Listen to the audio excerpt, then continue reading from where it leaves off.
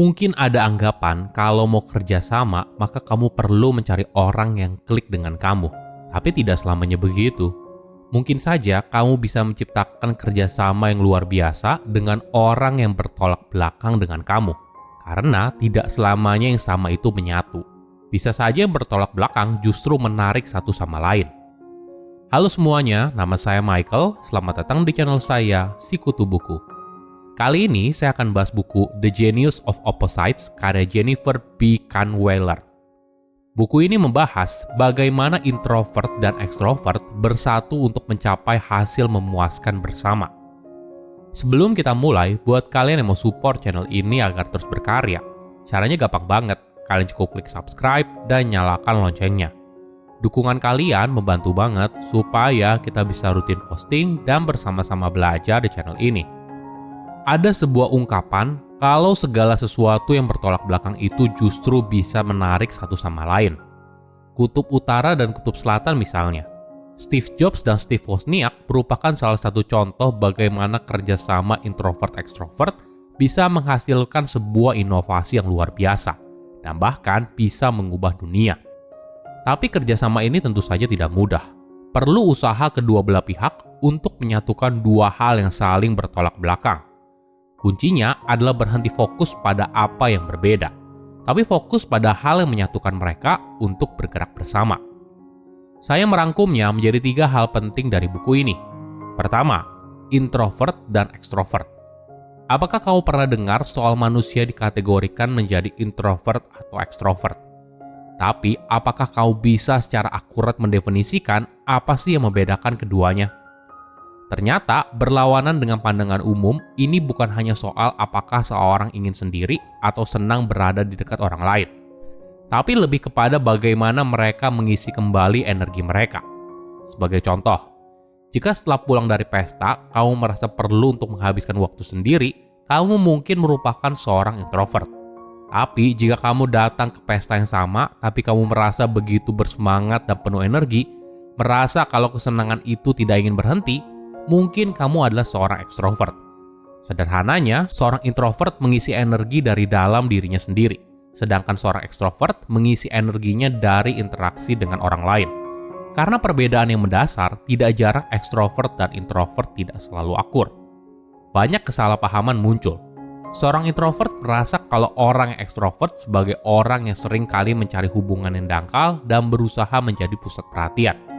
Sedangkan bagi seorang ekstrovert, sifat alami introvert yang penyendiri dianggap sombong dan asing.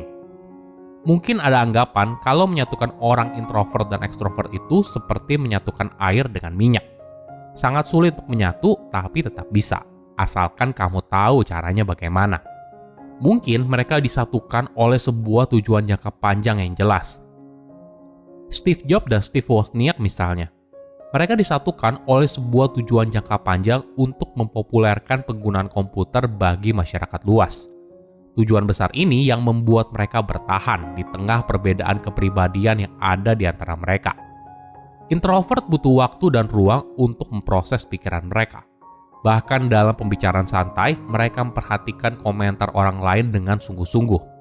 Mereka diam dan melakukan refleksi diri sebelum memberikan respon. Jeda ini memberikan waktu agar ucapan seorang bisa dicerna dengan lebih baik.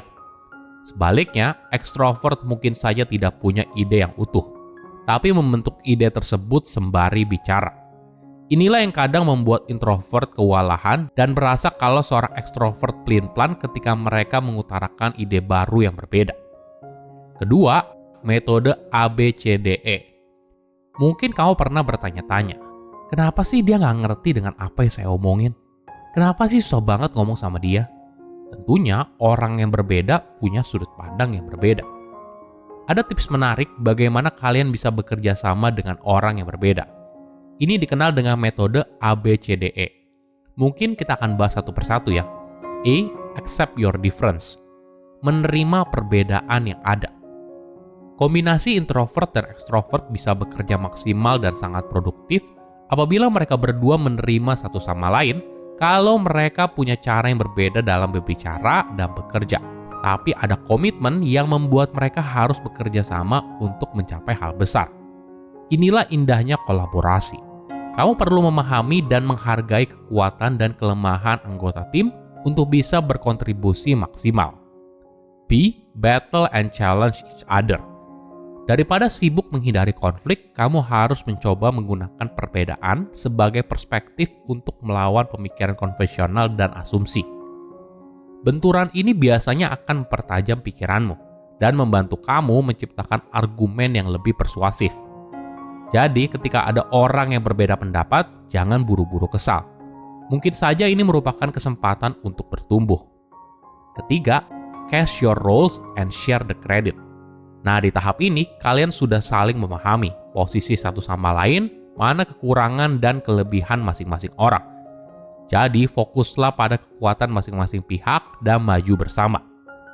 Kunci utamanya adalah bersama-sama untuk berbagi keberhasilan yang dicapai, tidak peduli masing-masing peran. Keempat, dilute your dislike with respect and trust. Cobalah berlaku selayaknya seorang teman, bicara secara terbuka dan bekerja dengan bahagia satu sama lain. Tidak ada gunanya untuk marah satu sama lain. Malah seharusnya kalian bisa mengurangi ketidaksukaan dengan menghargai kelebihan masing-masing. Kelima, each other can over everything. Ingat, tidak ada satu orang pun yang sempurna. Kamu punya kelebihan di satu bidang, mereka punya kelebihan di bidang lain. Kamu punya kelemahan di sisi ini, mereka punya kelemahan di sisi lain. Ini manusiawi. Tidak ada yang 100% sempurna. Itulah kenapa kamu butuh kerjasama tim, di mana kita berusaha menghasilkan yang terbaik dari masing-masing orang. Perlu dipahami, sepanjang hubungan mungkin saja ada gesekan di antara kalian. Jika itu terjadi, jangan lupa untuk kembali ke sebuah pertanyaan besar. Apa tujuan besar yang ingin kita capai bersama? Jika kamu dan dia bisa berhenti fokus pada perbedaan di antara kalian, maka energi itu bisa dialihkan untuk mencapai tujuan besar bersama. Ketiga, tips memperkuat hubungan. Apa kelebihanmu? Apakah kamu jago dalam memotivasi orang lain, tapi lemah dalam hal detail dan laporan yang kompleks? Apakah kamu lebih suka mengutarakan ide secara privat daripada di depan orang banyak? Ini adalah contoh bagaimana kekuatan dan kelemahan berbeda yang dimiliki kepribadian yang berbeda. Jika kamu dan rekanmu tahu apa kekuatan dan kelemahan masing-masing, maka kalian berdua bisa berbagi peran. E-commerce online dari Cina yaitu Alibaba adalah contoh bagus dari bisnis yang berkembang melalui kemitraan dengan peran yang jelas. Jack Ma, pendiri Alibaba, adalah orang yang kreatif. Dia suka memunculkan ide-ide baru dan dia juga yang melihat peluang pertumbuhan di masa depan. Rekan introvertnya yaitu Jonathan Lu mengambil visinya dan membuatnya menjadi tujuan yang realistis dengan langkah detail satu demi satu. Mungkin saja Jack bosan atau tidak bersemangat dengan semua detail tersebut. Tapi di sisi lain, keahlian Lu dalam soal struktur dan organisasi membantu Alibaba untuk mencapai target keuangan. Nah, peran yang jelas dengan keahlian yang saling melengkapi adalah kunci kemitraan yang sukses. Menariknya, kamu dan dia tidak perlu menjadi sahabat untuk bisa bekerja sama. Tapi setidaknya kalian tidak bertengkar setiap kali bertemu. Mungkin yang paling tepat adalah adanya rasa penghormatan atas keahlian masing-masing. Inilah yang menjadi benang yang mengikat mereka untuk mencapai tujuan besar yang sudah dibuat. Silahkan komen di kolom komentar pelajaran apa yang kalian dapat ketika baca buku ini. Selain itu, komen juga mau buku apa lagi yang saya review di video berikutnya.